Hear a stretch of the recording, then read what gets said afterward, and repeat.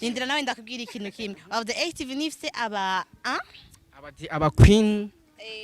bon si cyane. Gusa nawe mwiza none kandi naguteretse novuga gute ubwa mbere bufise ingeso nziza kubera ko umuntu ashobora kugukundira apparence yawe yabonye ko ari nziza hama after amaze kubona ko ufise ingeso mbi donc agaca abona ko uri umuntu mubi ndebira ingene nivyibuye barazi gutamba wala sirivu ndashaka dutambe kidogo sivyo ndabizi ko muzi gutamba je suis sûr sasa shaka dutambe kidogo sivyo kiwanje ndabizi gutamba kandi urabikunda gutamba sivyo dushaka nuvuge kuko namazina ashaka kuvuga nje oya gusa nuvuge gutyo hamwe numwandikira ubwa mbere rega akakubwira gutyo sha bebe oya ikintu ivyo ntibiranshikira abantu babimbwira n'abantu tuba dusanzwe tumenyeraye kandi nanje kugira sinica akazi canke ngo ndabakure muri mood y'ikiganiro ndabibemera ugasubira kumurondera numva ko yoca kwanyira ko yavuga ati ni bwa bwese ko nyene azonkorera bon en tout cas ibintu nk'ivyo ngo vya after ngo uca tugenda mu bintu vy'iwacu hariho umuntu ashobora kugira beef ngo aranyimye.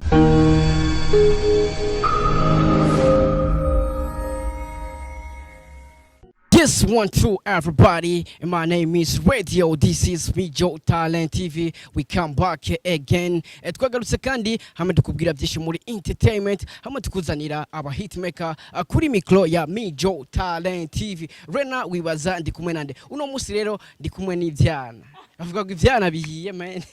Ndi kumwe n'abademo babiri bameze fresh. Nibaza kamera marashaka kuberekana kwanza bro. Tutaranatangura kwanza. Ariko ntusabe nimero muri commentaire wallahi turi kumwe n'abana babiri ebana bakira amazi ko bakunda kubivuga bavuga ko abana beza baba bakira amazi yes reka twakiri wa mbere kwanza ebana tutarabanyoteza man bitese reka mvuge nk'abademo basibyo bitese sister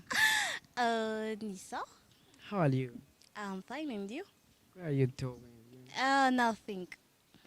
arazi n'icyongereza cyane rwose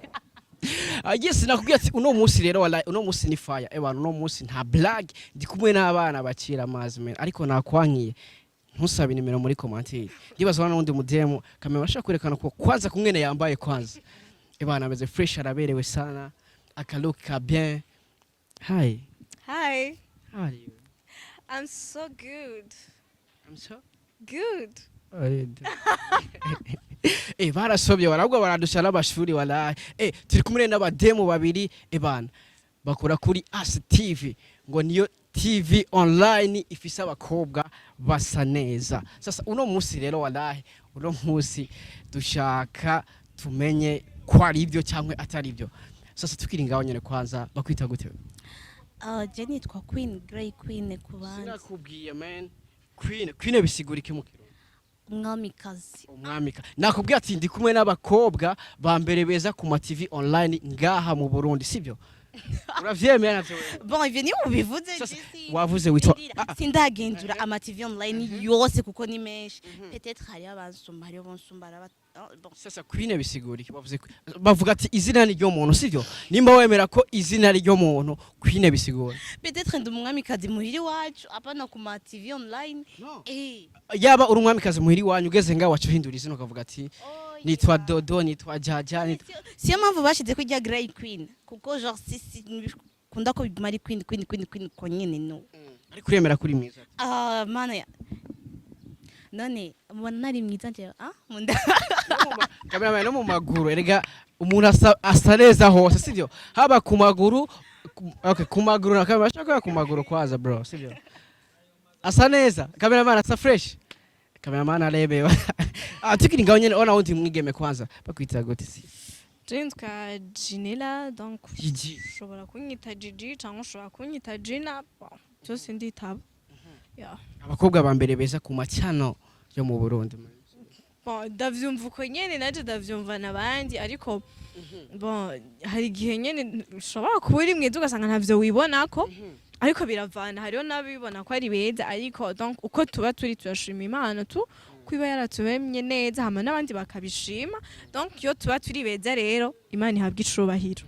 uvuga ati ndavyumva uko nyene uvyumva kuri bande mbega uvuze ati ndavyumva uko nyene bisigura ko hari ahantu vyumva uvyumva kuri bande Bon, ndavyumva ku bantu hariho abantu bahora batembera kuri studio donc bakahadusanga ariho turi ukazovyumva rero abandi bariko barakubwira ngo nakagiye aravuga ngo muri ASE TV ngo hari abakobwa beza donc uko nyene nta muntu numwe aza kubwira ngo uri mwiza uvyumva mu majambo y'abantu bavuga ngo muri ASE TV ngo nagiye ngo hari abakobwa beza donc uko nyene ariko biravugwa yuko babatereta sana muri ASE TV haba ababakoresha ababakamera uno musi wala na bla sikia kwanza ubakamera shagle kam wala uno musi bakunzi ba Mijo Talent TV uno musi wala naje kubahiga afisa makura kameramani wabo nguyu shagle nababwiye ubusu muri ASE TV dufise ibintu bizima mufise ibintu bizima kwanza banzure manze munume bavuga yuko muri ASE TV haro hari abakobwa beza ku ma channel yose yo mu Burundi ngowe nka cameraman wabo wamuba kamera wabona ku maso bimeze gute papa baza vrai ou faux okay naye nakubwiye ishura vrai canke faux vrai okay kubera kari vrai okay justify ariko kuno batubaza kera tuciga bakubaza bakabaza ishura vrai ou faux hama wishuye ucu justify ari impamvu uvuze vrai urabazi kofi kuri polisi mbese ngaho ubazi kofi kuri polisi c'est normal ico ni kirundo uvuze bro uvuze ikofi kwa polisi c'est normal mbese ngaho sasa nanje nashaka justify impamvu wavuze ati vrai kubera iki kubera ari beza ni beza gute bararenze umuntu mwiza kuri bameze gute bro hera ngaha kameramani here mikro sasa unasikia naambia ati uja sasa kandi bivugwa yuko sasa umaze gutereta muwe aba nanumwe rindira kwanza ndamwishure mu kibazo rindira ndakwishure bon nanje murafata mikro mumurikirana kuri ASE TV rindira ndabishure yavuze ati ngora badutereta umu manager wacu afite umugore umukameramani wacu numbazi uyu shagire nta mugore afise je dawe sawa hama uwundi nawe kugira mariage ego uribagiye ko wambwiye kuri kuratereta mwaba bademo babiri ndabivuze reka ndabivuge bro shagire reka ndabivuge men ndabesha jesha kunyereke kwanza nuguhe mwaba babiri bani nibanga sasa muri mwebwe babiri basi wo shagire yaterese ni wewe au ni wewe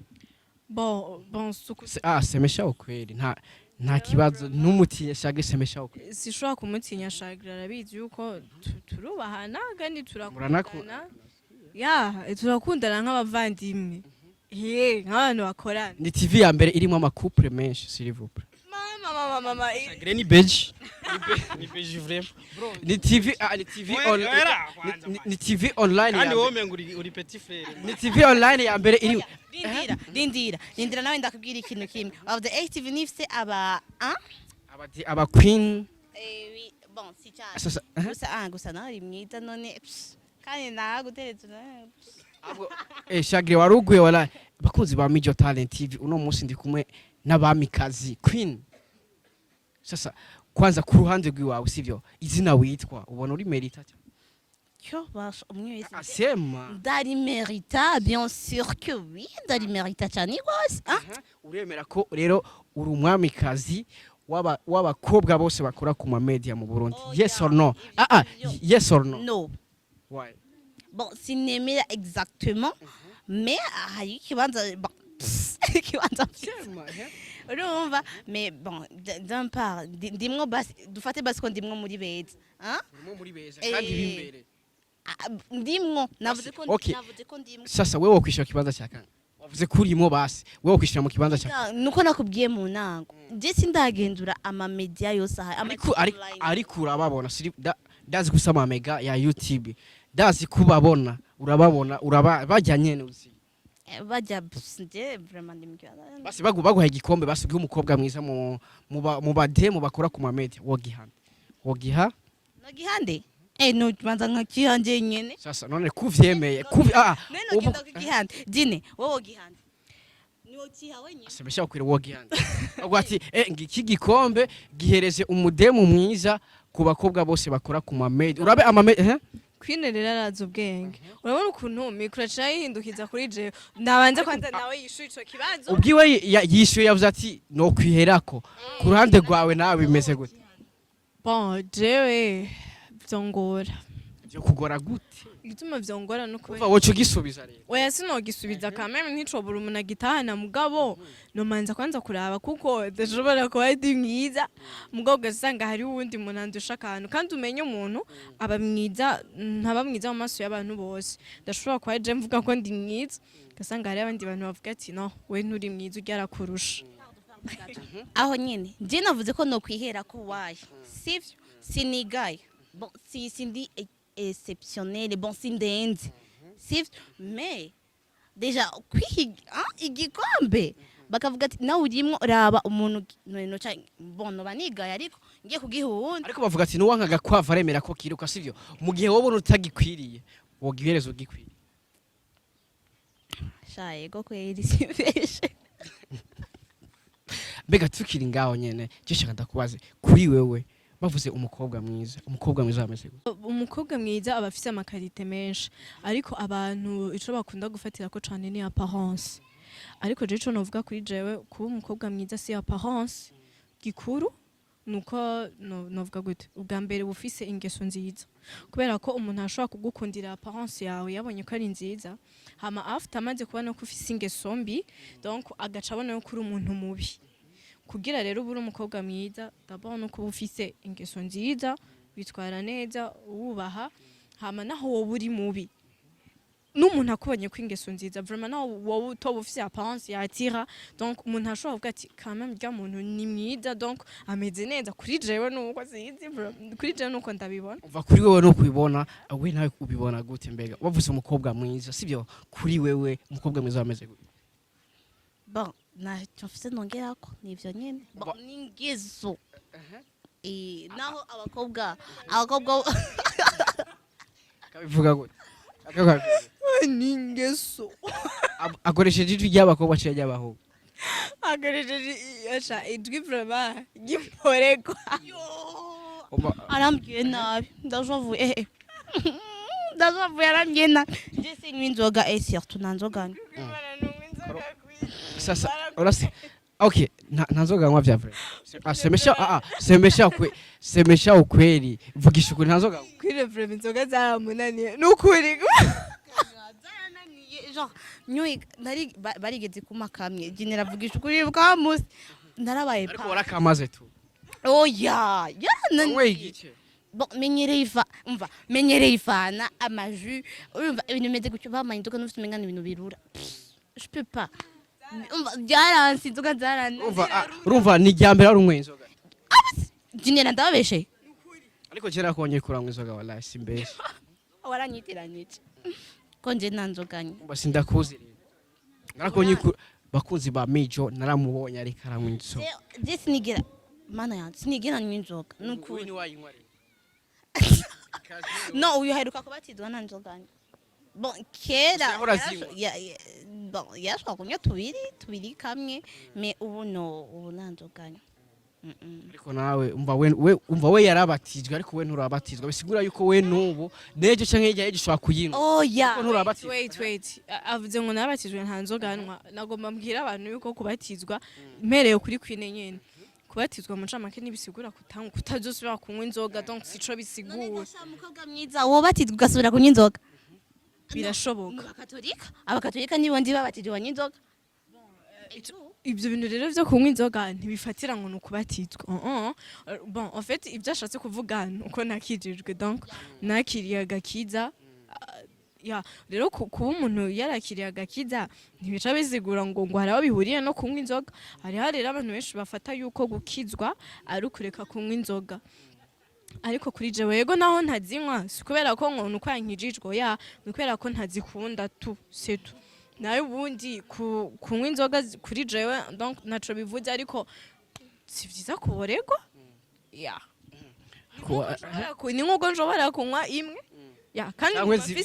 cyangwa zita oya no antukura umuntu w'umukristo utegeza kuba uzi donc urugezo rwawe mu bintu vyose tegeza kuba wamufise aho ugeze donc ahantu udashobora kurenga ahantu udashobora kwinjira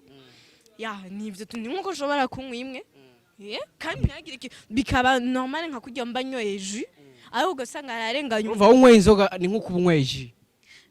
mu gihe atakintu atama efe igize kuri jewe unyweye jus voilà ariko mu gihe ndayinyoye nkumva donc mu bwenge haragiyemwe aga pression nyene harajemwe akantu donc manyoye inzoga uko ibigize efe mu bwenge bwanje ariko mu gihe ndayinyoye ntagiye ikintu na kimwe hindura muri jewe ni nkuko nabanyoye amazi canke nabanyoye jus ushaka kunywa inzoga ntuboreke inde ushaka kunywa inzoga ntuboreke ntagire n'akantu na gato ewe ushaka kwiki wewe ariko inzoga wa musi wabuze ko wayinyweye rimwe sivyo basi dufatira kuri urya musi basi sivyo navyo nzi kuko nje ntanzoganya ariko wavuze ko wayinyweye rimwe dufatire byari rya mbere wumvise gute none ari bwa mbere alcool kwinjiye mu mubiri woreka yo ya nuko urashobora nyine haraba kaife ko ni rya mbere umva umubiri wawe numenyereye alcool sivyo urashobora nyine ucaga pression dutamba ibintu bidatanga winyweye utagura ngo yo ibimezuko ya sasa ubigize wanyweye mu mwezi ibiri naho washugira numbazi nazonywa navyo nzi yabanda gusa wayinyweye washagira ngo yo nese nyamanda babona gasha bon je ndashaka kugenda ahantu nkicara niko ndifatira agafana canke jus canke bon ibintu bimeze gutyo gusa ndabona nyene abantu tabibona kandi nibabanywe nyinshi kire yinga ugasanga umuntu anyoye zitatu kandi muzihebesha muzihebe nawe uzihebe ninde jewe yes bakunzi ba Mijo Talent TV nabwiye ati no munsi ndi kumwe n'abakobwa babiri beza nakubwiye beza ndibaza nawe ngaho wicaye uri kuraraba ndibaza ubona ko ari beza atacyo babaye ni n'abakobwa navuga yuko ndakuze kubona utu video twishi mutamba navuga ko muri mu bakobwa bazi gutamba sana ndabesha sinzi nka kwi ndabesha ya none kukumva ubishire okay basi ndakwereka sivyo no Mijo Talent TV mu ndabiri ngene nivyibuhi ndabizi kuzi wala arazi gutamba ndabizi bien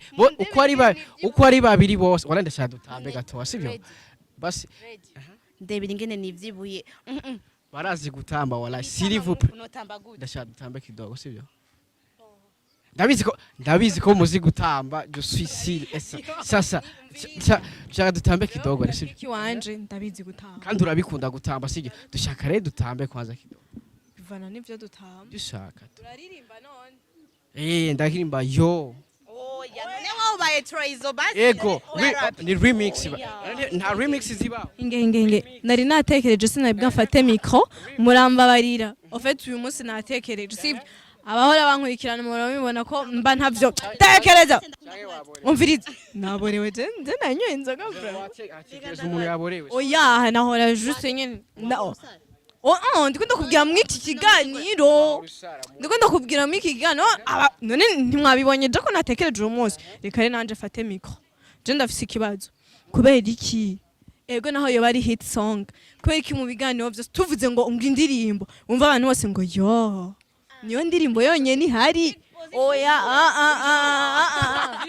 oya niyo ndirimbo yonyene ihari iryoshe ko umuntu wese umubwira ngo ndirimbe canke avuga ngo yo bisigura iki no ndikunda kwereka utanze example cyo kubita ngo yo no ndikunda kwereka ingene abantu babigira bagira ngo yo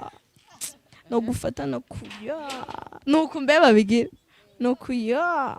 none iyo ndirimbo yonyene ni ihari yo gutamba ririmba iyindi dutambiye oya si reka ndakubwire si yonyene ihari yo gutamba sivyo gusa genre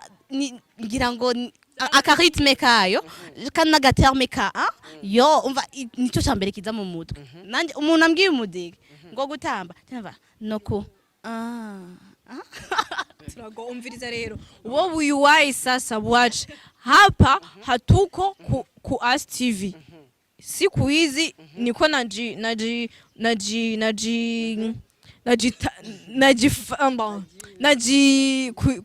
kwimenyereza bavuga gute ubwo bumbwire ko namwe atavyo muzi kwimenyereza twe turabizi kujizo mazoezi yo siku hizi niko najizoweza kunani kusema Kiswahili. Sasa wewe uyuwai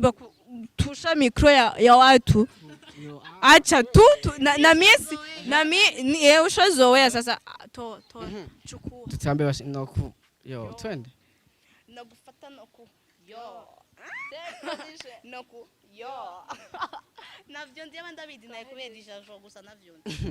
yes nakubwiye ati rero musi ndi kumwe n'abakobwa beza ariko reka twere gatoya reka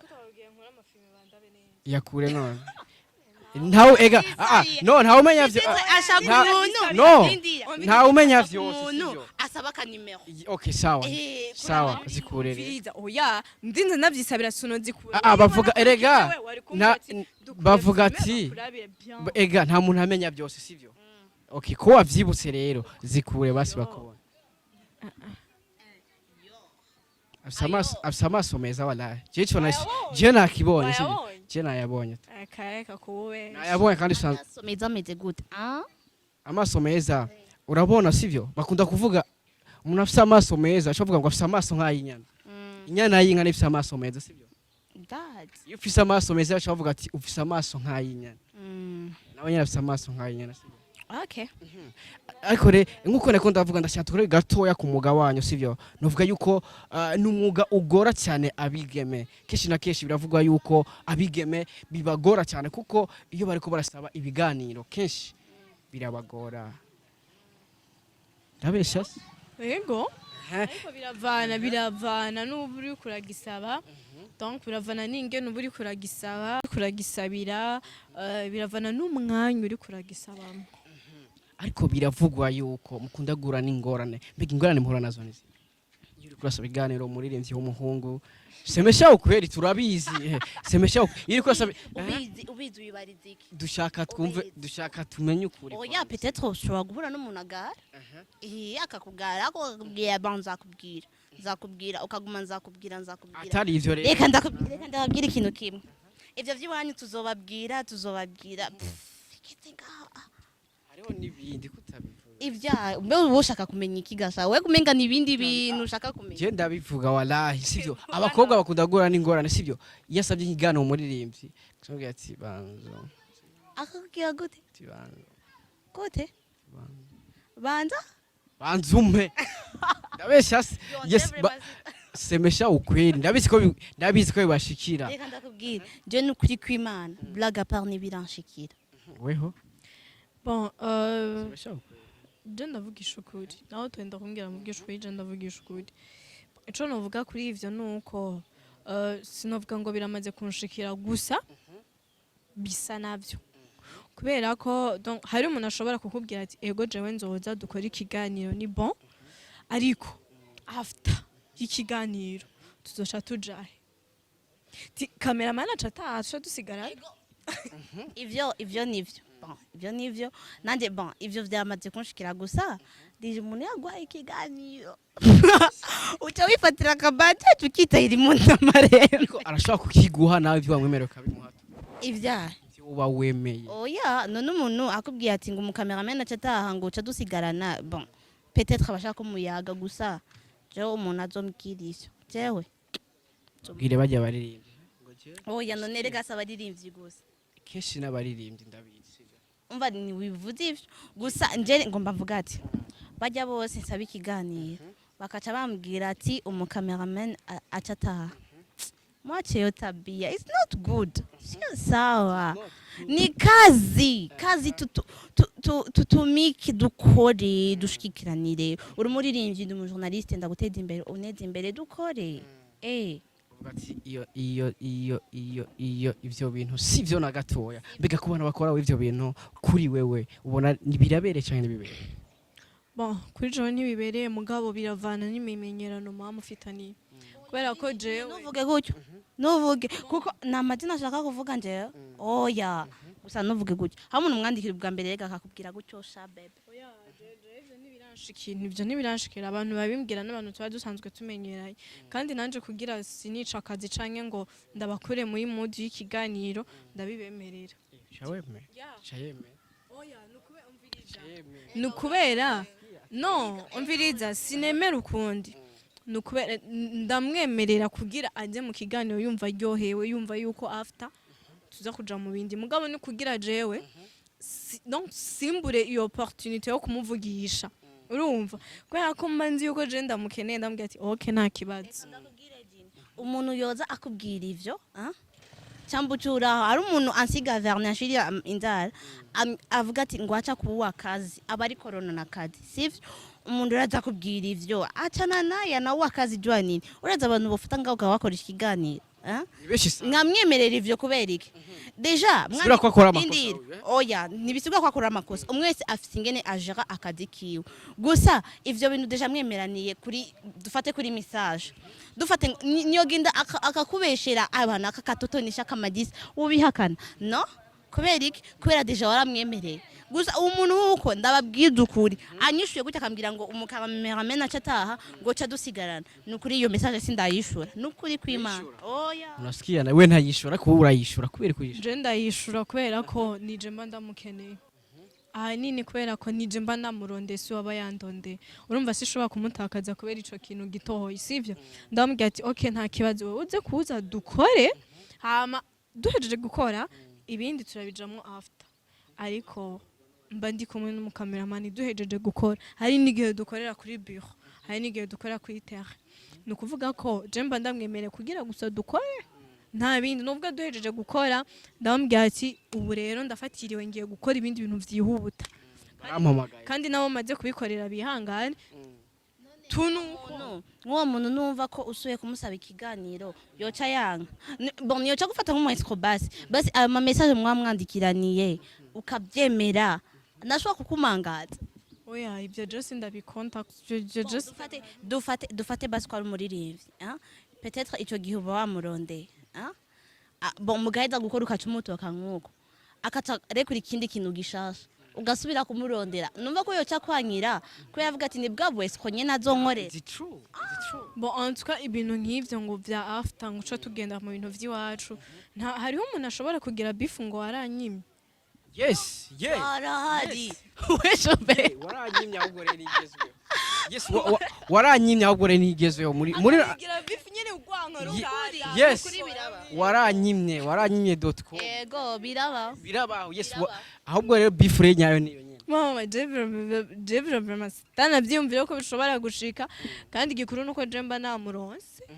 kandi nundi musi nzobika ni wabona wenda kuronde nka gusaba ikiganiro ukambira ngo afite ikiganiro sujoja mu bindi nzokwemere mugabo menye uko bitazoba ndanabibabwiye mbe rimwe gatatu karazigwa sivyo none uzobigira rimwe ikabi ijya gatatu karazigwa sivyo none uzobigira rimwe ikabiri ijya gatatu basi bandadi bazomufata bazomuvugana bonje gusa utangiye kuvuga ivyo gutyo sinishura message cyambona ko udakunda akazi cyambona ko ushize intérêt yawe imbere je deja ngo manda guteza imbere ndagushite kibuga ukabonwa n'abantu barenze ijana hamwe cyagusaba numva ko tuba turi ikibintu si dukore duheze umwese afata inzira yiwe dutezanye imbere c'est tout kazi imbere ivyo bindi cyadufanya kazi abandi dufite abo dukundana abandi dufite abo dusohokana sivyo hama ukatuzuka mubwira ibintu meze gutyo wowe yumvira ujya mu kopa uwo muntu bibwivyo abibonye yo bifata gute dufate kuri umustar ukanyandikira cyangwa ukagira iki ukabimbwira hama nje ndi kumwe n'umusheri for example simvuze ko birashika akaca soma izo message wa uyibaza ko mukope vyo tuze turitaho basi ku buzima bw'umuntu dufate kumusheri ndamugira ikintu kwine none kwine wowe ntiwiyemera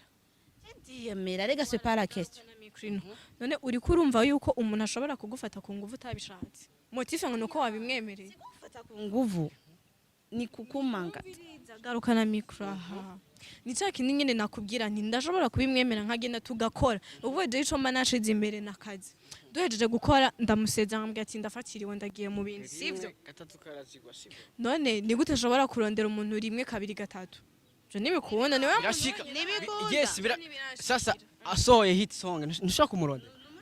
jewe ikintu ca mbere coco sinkunda gukorana urumva gusa mukoranye rimwe basi se jewe sinkunda gukorana n'abaririmbyi n'ibiganiro byanje birahari ababiraba barabibona sinkunda gukorana n'abantu b'abaririmbyi kenshi oya ndakunda gukorana n'abanyagihugu canke abandi bantu bikorera utundi tuntu twiwabo nyene donc ibintu nk'ivyo nyene abantu b'abaririmbyi vraiment sindabajamwo cane ni nka batatu gusa mu mezi maze nkora nka batatu canke bane tumaze gukorana gusa yego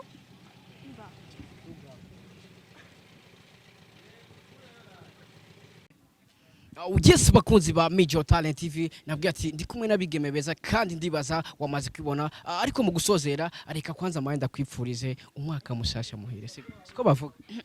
Merci namwe genre ndabifurije la même chose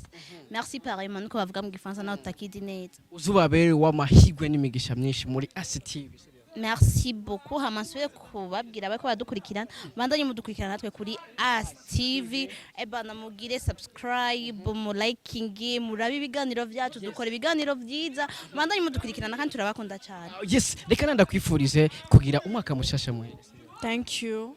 uzukubera w'imihigwe n'imigisha myinshi kuri ASE TV ibiganiro uzokora bize bikundwe cyane muri no mwaka sibyo no hallelujah amen yeah reka ndabashimire kubona mwaduhaye time ndabwira ati merci beaucoup mwakoze sana merci nawe wakoze sana kuduha time kwemera kuyagana bakunzi ba Major Talent TV merci beaucoup merci nawe kwa twayade bon naryohewe nitwayade nabi namakosa twavuze